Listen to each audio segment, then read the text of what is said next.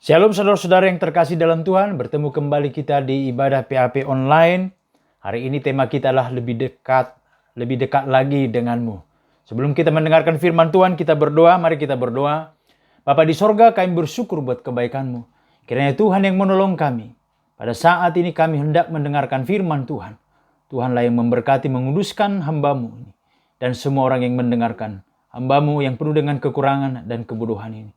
Tuhan, kami memohon kuasa-Mu di dalam nama Yesus Kristus. Kami berdoa dan mengucap syukur. Amin. Saudara-saudara yang terkasih di dalam Tuhan, berbicara kedekatan, orang yang paling dekat dengan kita adalah orang yang sangat banyak memberi waktu, perhatian kepada kita. Dan seharusnya orang tua itu adalah orang yang paling dekat dengan kita. Tetapi sering sekali kita melupakan karena ada yang menurut kita dapat mengerti kita, yang selalu dekat dengan kita. Tetapi apakah orang itu yang paling dekat dengan kita? Apakah orang yang memberikan perhatian kepada kita itu adalah memang sungguh-sungguh orang yang paling dekat dengan kita? Itu sebabnya sering sekali terjadi ada anak yang akhirnya terjun ke dalam pergaulan bebas karena dia merasa bahwa pacarnya ini lebih banyak memberikan perhatian kepada orang tuanya. Padahal orang tuanya sudah demikian bersusah payah membesarkan dia, melahirkan dia sejak kecil. Tetapi oleh karena pacarnya ini memberikan perhatian tanda kutip, akhirnya dia merasa bahwa pacarnya ini lebih sayang kepada dia daripada orang tuanya. Saudara-saudara yang terkasih dalam Tuhan, tetapi sesungguhnya orang tua kita ini yang selalu dekat dengan kita ini bukanlah pribadi yang paling dekat dengan kita. Tetapi orang tua ini adalah sebagai tempat Allah yang menciptakan kita itu menitipkan kita pada mereka. Itu sebabnya hukum yang paling terbesar itu adalah kasihilah Tuhan Allahmu dengan segenap jiwamu, dengan segenap kekuatanmu, dengan segenap akal budimu. Karena apa saudara-saudara? Karena dialah yang sesungguhnya yang paling dekat dengan kita. Tetapi sering sekali kita tidak menyadarinya. Nah, pertanyaannya adalah mengapa kita harus dekat dengan Tuhan? Mengapa kita harus mencari Tuhan? Mengapa kita harus senantiasa mengasihi Tuhan? Mari kita melihat saudara-saudara yang terkasih di dalam Tuhan. Yang pertama, kenapa kita harus dekat dengan Tuhan? Poin yang pertama, karena Dia yang menciptakan kita. Karena Dialah yang menciptakan kita. Di dalam Kejadian 1 ayat 26 dikatakan, berfirmanlah Allah, baiklah kita menjadikan manusia menurut gambar dan rupa kita, supaya mereka berkuasa atas ikan-ikan di laut, dan burung-burung di udara, dan atas ternak, dan atas seluruh bumi, dan atas segala binatang melata yang merayap di bumi. Kita bisa melihat di sini ketika Allah menciptakan kita. Kita ini diciptakan dengan rapat ilahi. Diciptakan dengan permusyawarahan antara Bapa, Anak, dan Roh Kudus. Tidak sembarangan kita diciptakan. Dan penuh dengan kehati-hatian dan penuh pertimbangan ilahi. Kadang saudara-saudara kalau misalnya ada event yang sangat besar. Event nasional, event internasional. Rapat itu diadakan hampir tiap minggu. Tetapi misalnya kalau eventnya kecil saudara-saudara. Sering sekali orang tidak mengadakan hal-hal untuk membicarakannya. Saya sering diundang khotbah di Natal yang besar. Wah, pastilah persiapan ini luar biasa. Tetapi terkadang ada Natal ya, kalau ditanya misalnya ini Natal apa? Natal STM ini Pak, kecil-kecilan. Nah kadang di lapangan itu saudara-saudara, saya melihat justru di lapangan itu JR-nya, liturginya dibagikan. Kenapa? Karena mereka menganggap, ini hanya Natal STM. Beda kalau Natal yang luar biasa. Yang event nasional. Saudara-saudara, beda dengan Tuhan. Ketika Dia menciptakan alam semesta ini. Menciptakan langit, bumi, dan seluruh galaksi raya ini. Dia tidak pernah Dia tidak menciptakan alam semesta ini seperti Dia menciptakan manusia. Waktu menciptakan manusia, Allah itu penuh dengan kehati-hatian. Ini saudara-saudara yang terkasih dalam Tuhan. Dia begitu memberikan perhatian yang besar kepada kita. Lalu ketika kita diciptakan menurut gambar dan rupanya. Apa maksudnya? Wajah Allah itu dan karakter Allah itu ada pada kita. Sama seperti saya, di dalam diri anakku ada wajahku, ada karakterku. Itu sebabnya di dalam diri manusia ini ada karakter Allah Tritunggal. Hanya manusialah yang diberikan potensi untuk bisa merasakan arti seorang bapa, arti seorang anak, arti seorang penghibur. Roh Kudus tidak diberikan, malaikat tidak diberikan hati yang seperti itu dapat merasakan seorang bapa, seorang anak, seorang penghibur. Tidak. Nah, itu sebabnya saudara-saudara, kita harus melihat ini. Betapa kita ini sangat berharga di hadapan Tuhan. Dan Tuhan berkata supaya mereka berkuasa atas segala ciptaannya pada saat Allah menciptakan alam semesta ini, yaitu bumi. Diberikan sebuah kehormatan kepada kita. Kalau kita sangat menghormati orang tua kita, nenek moyang kita, opung kita, karena kita merasa bahwa kita berasal dari orang tua kita, kita begitu menghormati mereka.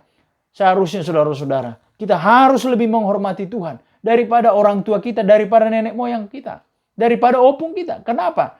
Karena Tuhan yang menciptakan kita. Dialah tanda kutip opung kita, dialah tanda kutip nenek moyang kita, dialah tanda kutip orang tua kita. Dari sanalah kita berasal, diciptakan oleh Tuhan. Jadi tidak ada alasan saudara-saudara kita tidak dekat dengan Tuhan. Kalau dengan orang tua hampir tiap hari mungkin kita bertelepon, apalagi COVID-19 ini, tanya bagaimana kabar orang tua dan bertanya kabar mama, bapak dan lain sebagainya. Tetapi banyak orang yang tidak bertanya dan berbicara kepada Tuhan yang menciptakan dia. Poin yang pertama, kenapa kita harus dekat dengan Tuhan? Karena dialah yang menciptakan kita. Lalu poin yang kedua, kenapa kita harus dekat kepada Tuhan? Karena dia memberikan yang terbaik untuk kita. Di dalam Kejadian 2 ayat 7, ketika itulah Tuhan Allah membentuk manusia itu dari debu tanah dan mengembuskan nafas hidup ke dalam hidungnya. Demikianlah manusia itu menjadi makhluk yang hidup. Waktu Tuhan menciptakan Adam itu, dia membentuk manusia seperti seorang penjunan membentuk bejana. Dia mengambil manusia itu dari tanah dan membentuknya. Kata yang dipakai membentuk inilah kata yang sama dipakai untuk seorang penjunan ketika dia membentuk sebuah perkakas rumah tangga dari tanah liat. Demikianlah Tuhan itu membentuk manusia ketika Tuhan membentuk hidung, mata, dan lain sebagainya. Dia mengambil tanah, dia memegang tanah itu. Artinya apa? Saudara-saudara, dia sebenarnya bisa membentuk manusia itu, menciptakan manusia itu hanya dengan berfirman. Tetapi apa? Dia membentuk manusia itu seperti seorang penjunan membentuk tanah liat. Betapa Allah itu tanda kutip mau bermain dengan tanah. Ketika manusia itu diciptakan, hidungnya, matanya, telinganya, dan lain sebagainya. Dia seorang pelukis yang agung. Dia seorang arsitek yang agung. Dia setelah melihat semuanya itu, guratan-guratan yang ada di tangan kita, wajah yang ada di tangan kita, wajah kita ini dan guratan yang ada di tangan kita ini dibentuk Allah oleh sedemikian rupa. Itu sebabnya tidak ada satupun manusia yang sama persis, bahkan yang kembar sekalipun. Saudara-saudara yang terkasih di dalam Tuhan, ketika Allah menciptakan manusia itu sudah selesai, maka Allah menghembuskan nafas dari hidungnya itu kepada manusia itu, seperti seorang yang dekat sekali, hidung bertemu hidung, mulut bertemu mulut. Ini berbicara juga seperti hubungan keintiman antara seperti seorang suami dengan istri. Demikianlah Tuhan menghembuskan napas hidungnya kepada manusia. Sehingga manusia itu menjadi makhluk yang hidup. Itu sebabnya saudara-saudara, manusia hanya bisa mengalami kebahagiaan ketika dia tahu bagaimana dia diciptakan. Kita diciptakan dari tanah. Itu sebabnya kita perlu makan yang berasal dari tanah. Di dalam tanah ini ada natrium, ada kalsium, ada fosfor. Di dalam tubuh kita ini juga ada itu. Sehingga kita memerlukan apa yang berasal dari tanah. Karena dari tanah itulah nenek moyang kita secara jasmani berasal. Tetapi kita harus ingat bahwa kita ini menjadi makhluk yang hidup oleh karena Allah menghembuskan nafas hidup. Itu sebabnya kalau manusia ini belum sungguh-sungguh di dalam Tuhan, dia belum mengerti bahwa dia hanya bisa bahagia hanya kalau dia sungguh bisa mengalami perjumpaan dengan Tuhan.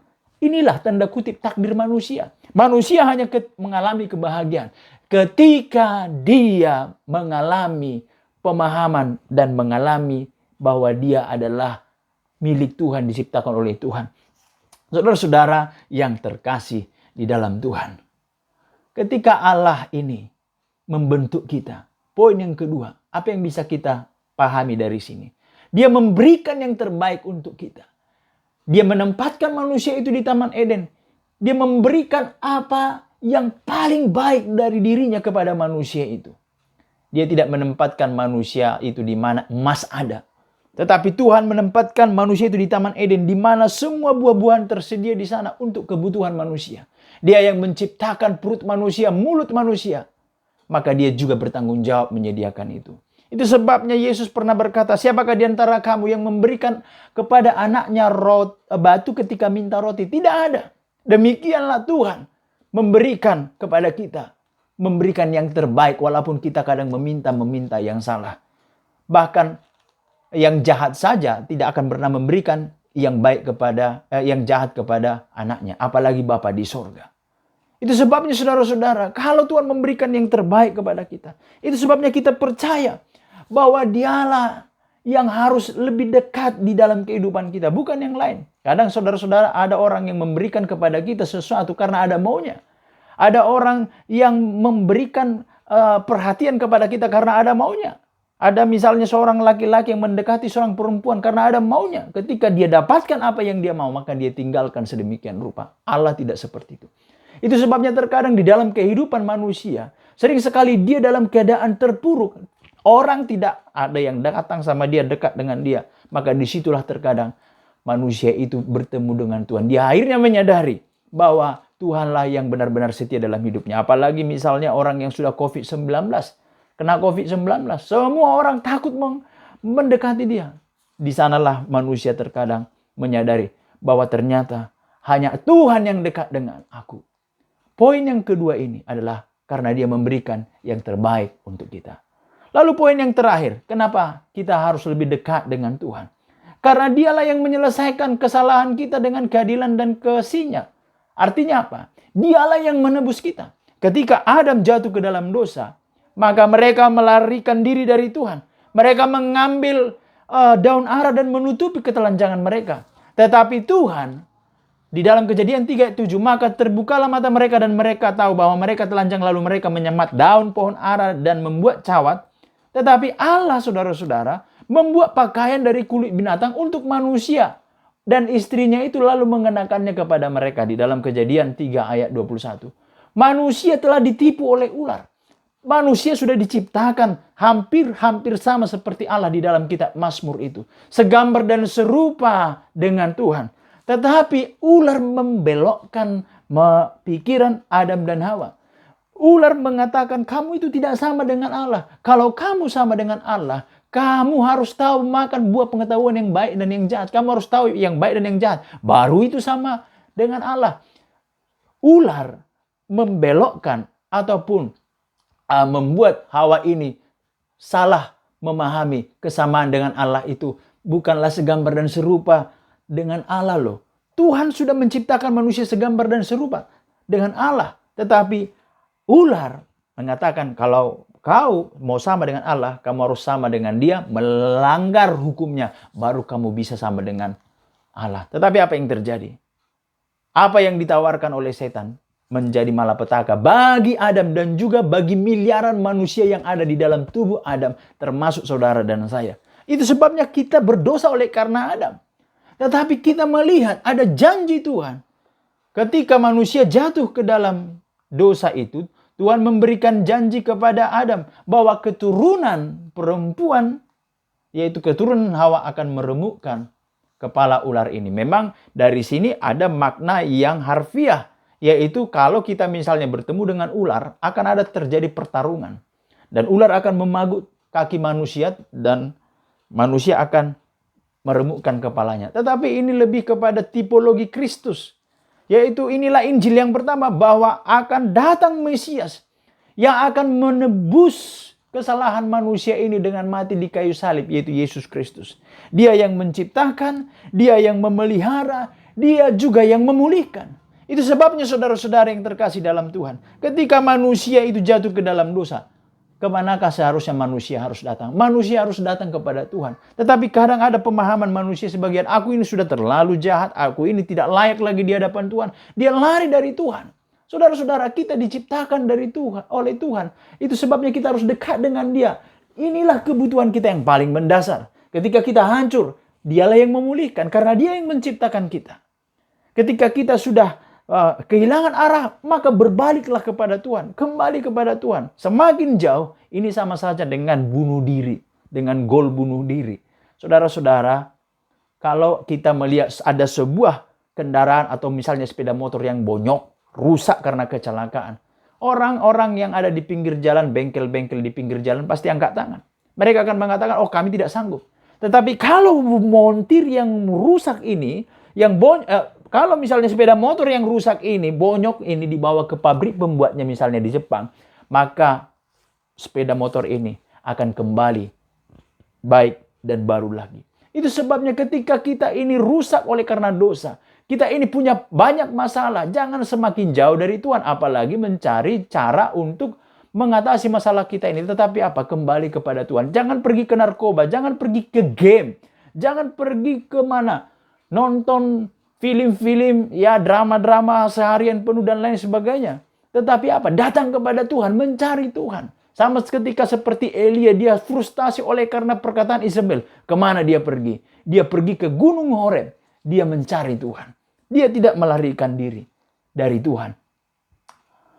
Dan ketika manusia itu jatuh ke dalam dosa, maka dipulihkan. Itu sebabnya firman Tuhan berkata, di dalam Kristus kita inilah ciptaan baru.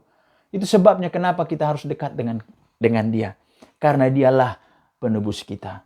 Itu sebabnya di dalam hari-hari yang kita jalani ini, dalam situasi menjalani COVID-19 ini, dan kita tidak tahu resesi apa yang akan terjadi di depan. Tetapi semakin dekat dengan Tuhan akan membuat jiwa kita itu tenang. Daud pernah berkata, hanya dekat Allah saja aku tenang. Daripadanya lah keselamatanku. Ada banyak persoalan saudara-saudara. Kita semua punya banyak persoalan. Dunia sedang menghadapi persoalan. Tetapi kita bersyukur kita mempunyai Tuhan yang hidup. Yang akan memenuhkan segala kebutuhan kita. Karena apa? Dialah yang menciptakan kita. Dia memberikan yang terbaik kepada kita. Dia juga penebus kita. Saudara-saudara, 3 hal ini menjadi pegangan bagi kita. Di dalam mengikut Tuhan dalam kehidupan sehari-hari. Kiranya saudara-saudara, dimanapun berada, tetap kuat di dalam Tuhan. Dan tetap bersuka cita di dalam Tuhan. Amin, kita berdoa. Bapa di sorga, kami bersyukur buat kebaikan-Mu. Terima kasih buat kebaikan-Mu di dalam hari-hari yang kami jalani. Karena Engkau lah yang menciptakan kami. Engkau memberikan yang terbaik bagi kami. Yaitu di dalam Yesus Kristus. Bagaimana mungkin Engkau tidak menyediakan segala sesuatu dalam hidup kami. Dan Engkau jugalah yang telah menebus kami. Terima kasih Bapa. Di dalam nama Yesus Kristus, kami berdoa dan mengucap syukur. Amin. Baik, kita akan mengumpulkan persembahan kita sambil bernyanyi. Kita naikkan, sambil mengumpulkan persembahan kita menaikkan pujian, selain Kau tiada yang lain.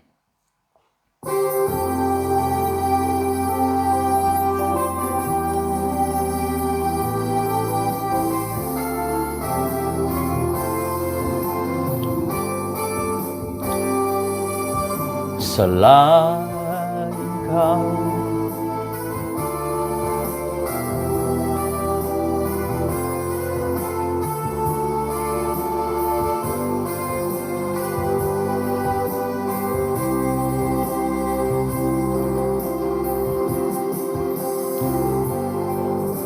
selain Kau tiada yang lain.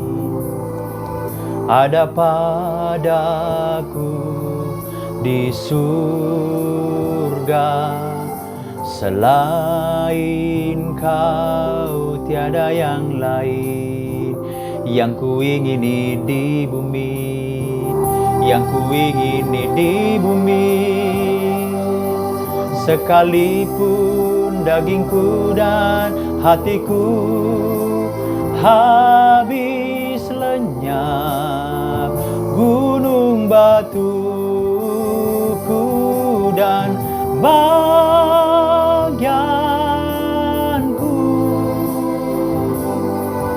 tetaplah Allah selama-lamanya. Dagingku dan hatiku habis lenyap, gunung batuku dan bagianku,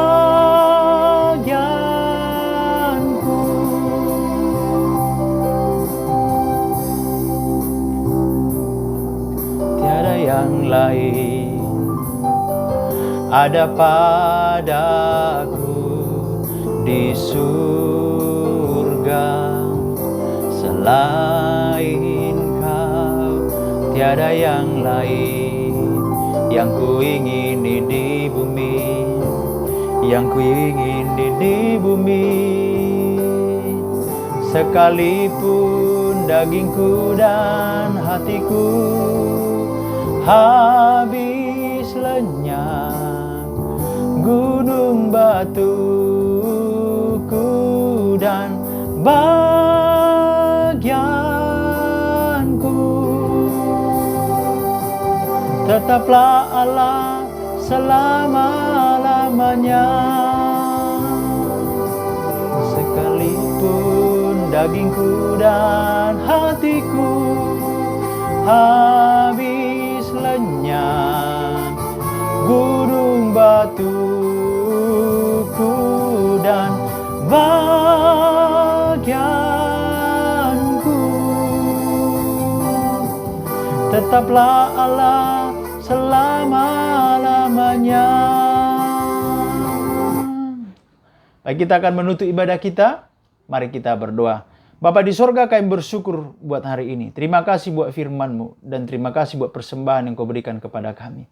Kami mengucap syukur dan biarlah kiranya firman-Mu itu akan menolong kami hari lepas hari menjalani hidup ini Tuhan. Dan sebentar kami akan mengakhiri ibadah kami ini. Berkati ya Tuhan dimanapun kami semua berada dalam apapun aktivitas kami. Kami mau berdoa dengan doa yang Kau ajarkan kepada kami. Kita berdoa. Bapa kami yang di sorga, dikuduskanlah nama-Mu, datanglah kerajaan-Mu, jadilah kehendak-Mu di bumi seperti di sorga. Berikanlah kami pada hari ini makanan kami yang secukupnya, dan ampunilah kami akan kesalahan kami, seperti kami juga mengampuni orang yang bersalah kepada kami. Dan janganlah membawa kami ke dalam pencobaan, tetapi lepaskanlah kami daripada yang jahat, karena Engkaulah yang punya kerajaan dan kuasa dan kemuliaan sampai selama-lamanya. Amin. Anugerah Allah Bapa, pengorbanan Yesus Kristus, dan bimbingan Roh Kudus, itulah yang akan menyertai kita sekalian dimanapun berada. Amin. Bapa, terima kasih.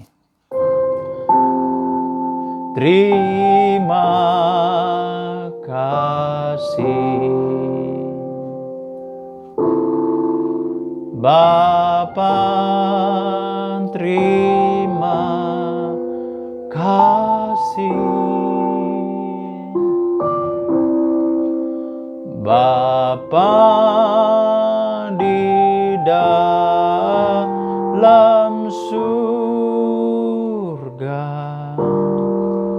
ku berterima kasih.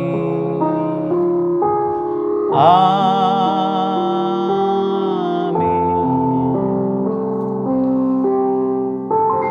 Amin. Shalom. Tuhan Yesus memberkati.